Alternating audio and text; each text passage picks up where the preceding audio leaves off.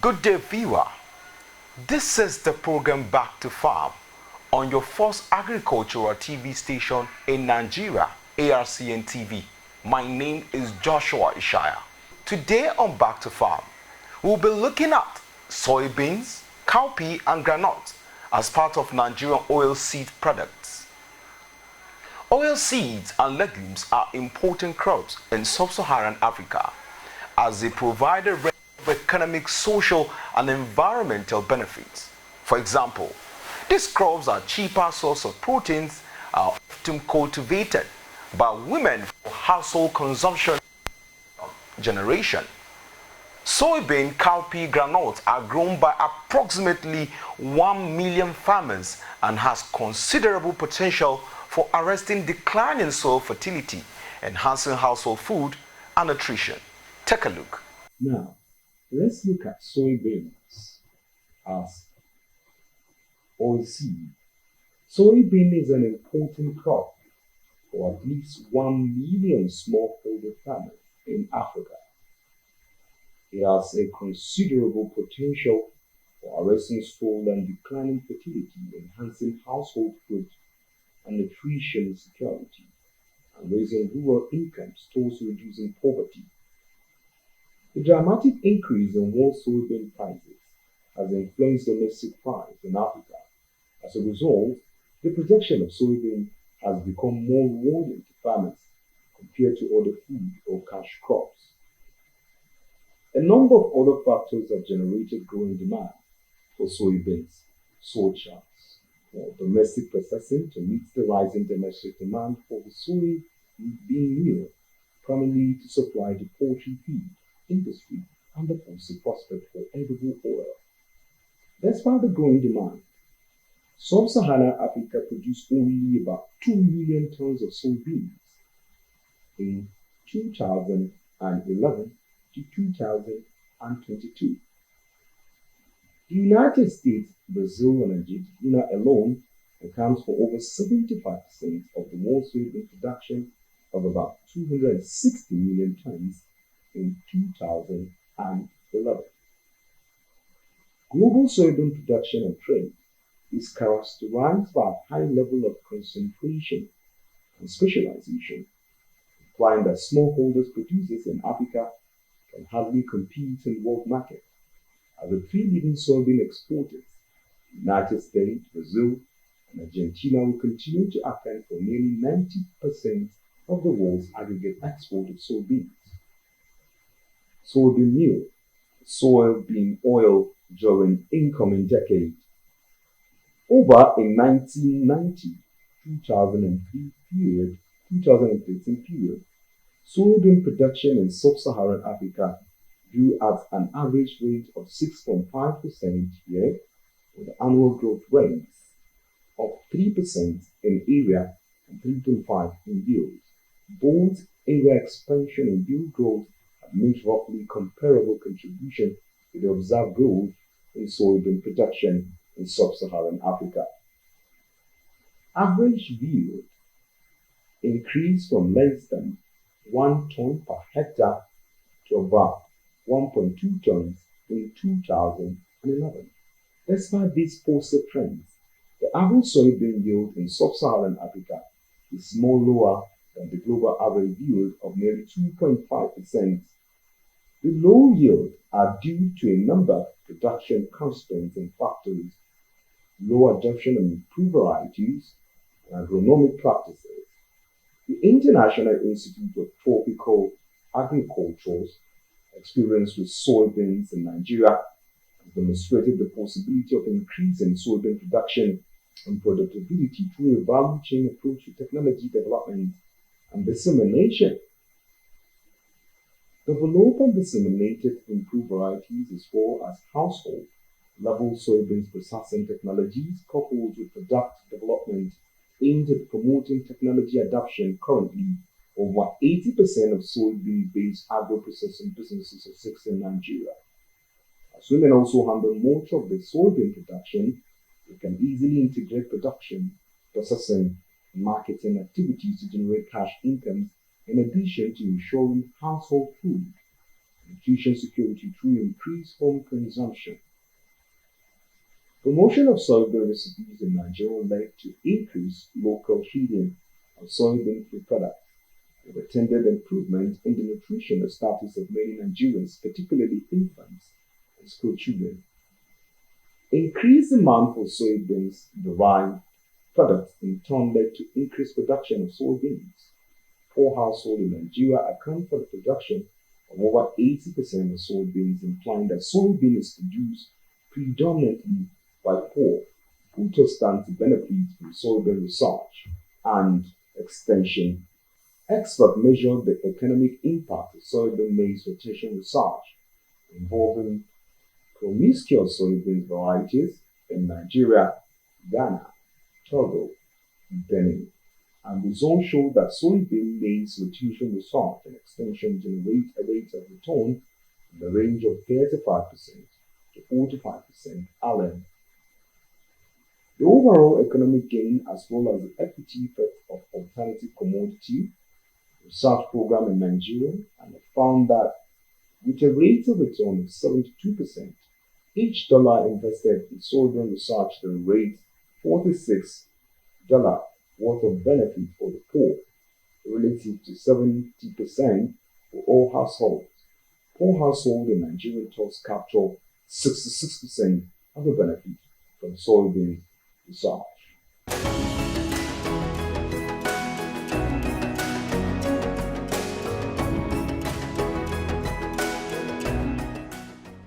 It's estimated to be 6.4 million tons of cowpea is produced annually on about 12.7 million hectares in sub-Saharan Africa.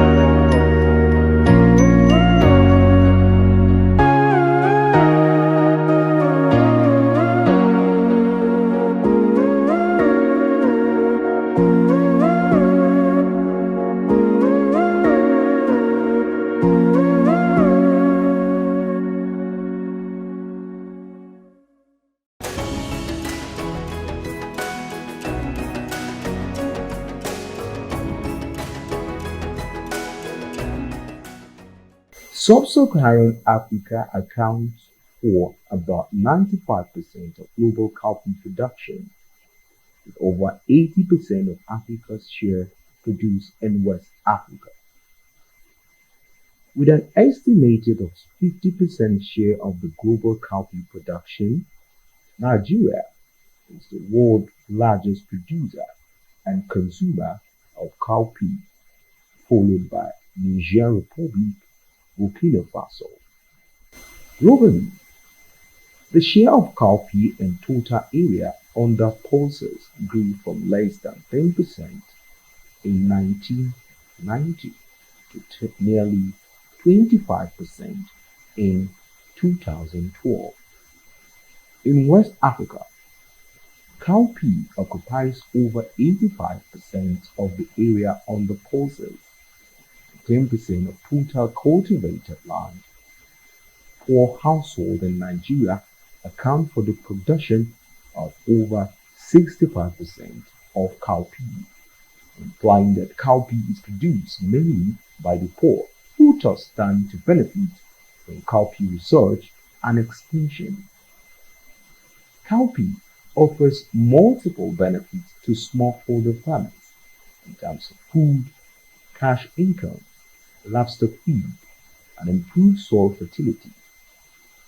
The net present value of benefit from investment in cowpea research and extension in West Africa over a 20-year period from the year 2000 was estimated to be in the range of 300 million US dollars, with an internal rate of return ranging from 50 to 110%. Over the 1990 to 2023 period, cowpea production in sub-Saharan Africa grew at an average rate of 5% annually. Area expansion and yield growth each accounted for 50% of the growth in cowpea production in sub-Saharan Africa. Despite these positive trends, cowpea yields still remain very low owing to a number of production constraints. Low adoption of improved varieties and agronomic practices.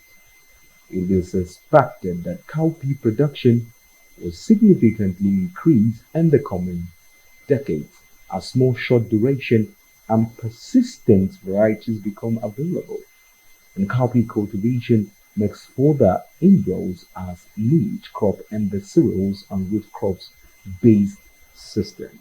Cowpea production will hardly keep up with growing demand under a scenario where future increases in cowpea production come only from area expansion globally, as well as regional cowpea supply will fall short of demand.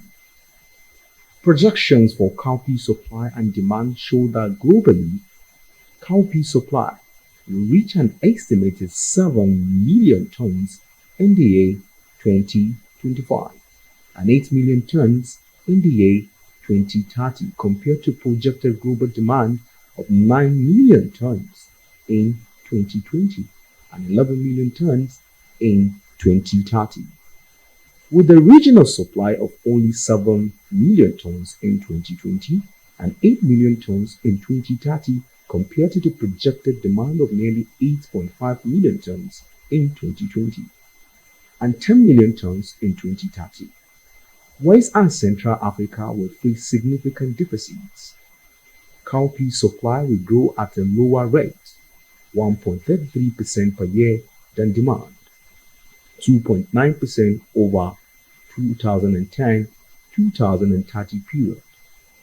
The projections suggest that increased investment in cowpea research and extension will be vital to generating a regional surplus through increased yield, whereas regional trade in cowpea will be crucial for achieving food security through redistribution of the surplus thus generated among countries in West and Central Africa.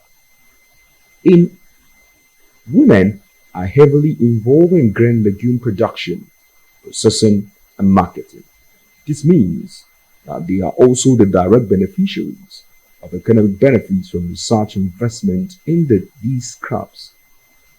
There is a growing recognition that cash incomes earned in food produced by women are equitably distributed among members of the family, particularly children.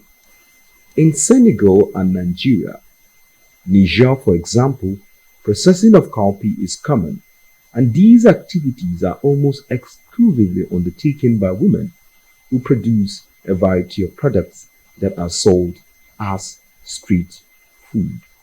Cowpea is one of the oil seeds that exist.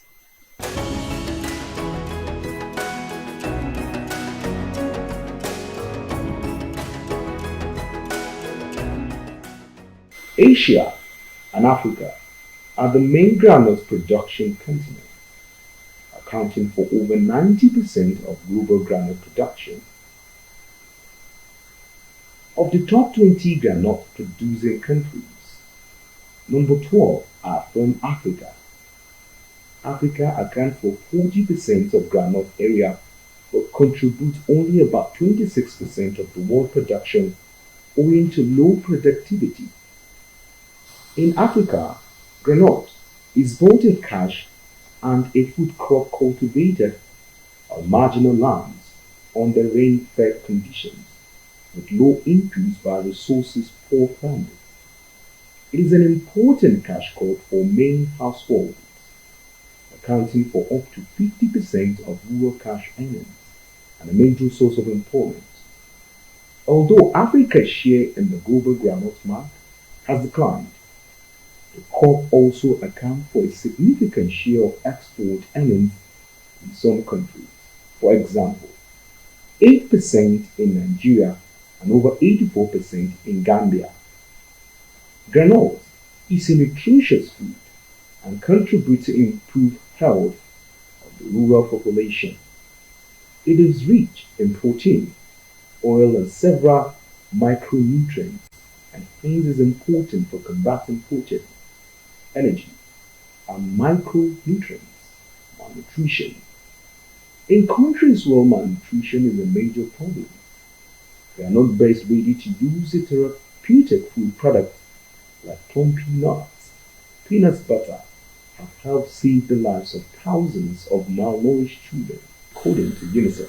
The amino acid profiles of granola complement that of cereals, such that consuming them together raises the nutritional effectiveness of both reports. Ghana indicates that vitamins A and iron deficiencies are extremely widespread and are associated with negative health outcomes. Pregnant and breastfeeding women and children under 2 years are in general the most vulnerable groups. Groundnut was identified as an important crop with the potential to contribute to the nutrient-dense food in Ghana. Groundnut products scored highly in 5 important conditions: nutritional quality, affordability, acceptability, integrity, and signaling and business interest. Necessary for food to contribute to reducing undernutrition, the food product meets the key criteria of availability, affordability, accessibility, nutritional quality. The groundnut hulls, which contains 8 to 5% of protein, 1 to 3% lipids, 9 to 17% minerals, 38 to 45% carbohydrates, are used as cattle feeds either in fresh or dry taste, or for preparing hay or silage. The digestibility of nutrients in groundnut hulls is around 53%, and that of cooked protein is 88%. When fed to cattle, hulls release energy up to 2.387 of dry matter, side, and duaca. At the peak of the dry season, the cost per weight of hull can be equal to that of the grains. The oil-killed meal remaining after oil extraction is used as industrial raw material and also as a protein supplement in livestock feed rations. Being a legume crop, it helps to fix atmospheric nitrogen in soil and therefore is an important component in crop rotation or mixed cropping system.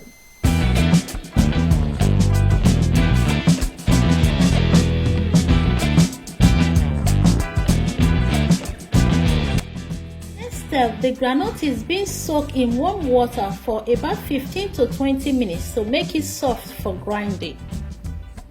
After soaking, the water is drained and the groundnut is being taken to a local mill to blend. They blend it until it becomes very soft like butter.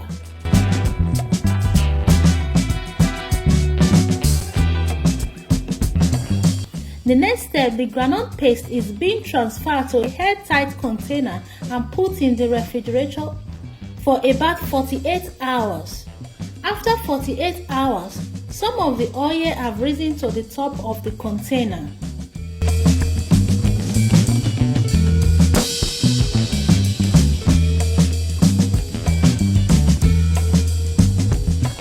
So the next step is to separate the oil from the paste. We drain the paste thoroughly for some oil that is remaining. Sometimes it requires then to fry the paste in order to bring out more oil.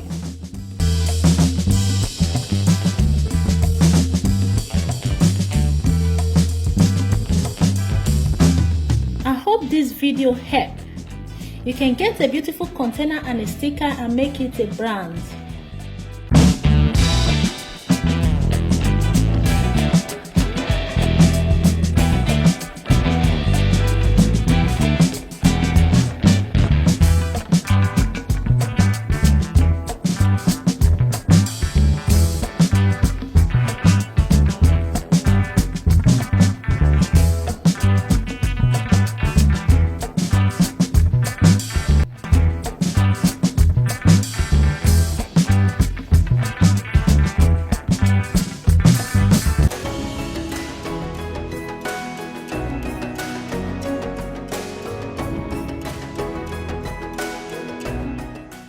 On that note, we come to the end of the program Back to Farm, where we talked about Nigerian oilseed products.